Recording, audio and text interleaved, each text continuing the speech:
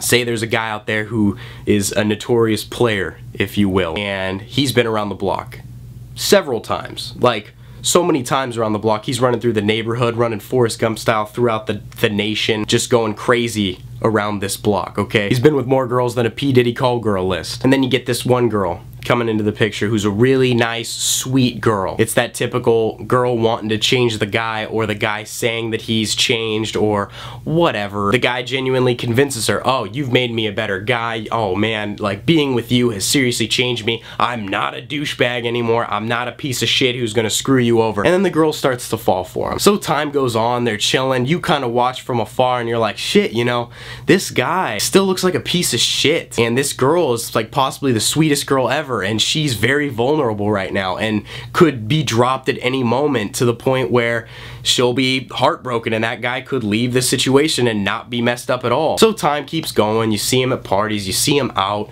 and they're together, and you're still thinking he's a piece of shit. Come to find several months later, things maybe aren't working out so well with them. He's still convinced her that, you know, they're in love and this and that. And then he drops her just like you knew he would. Now I want to stop right there and say something. As a man, as a guy, as a human being, as a male with a penis, if you can't stop and realize that you are dropping a beautiful, gentle, caring female just like that for no reason, after ensuring her that everything was going to be different, that you were going to be there for her, that you loved her, that you weren't the piece of shit that you promised you'd changed from. If you don't realize that you're wrong in so many ways, you're still a piece of shit and you don't deserve any type of, you should be castrated. President Obama should warrant some sort of law that cuts your dick off and stops you from ever hurting another girl again. It was because of women that you were able to be brought onto this earth, and to disrespect one like that is very concerning. So if you are one of those girls who has been screwed over by a guy like that in the past, just know there are a lot of nice guys out there who are willing to change your mind about that. The kind of guys who can say, hey,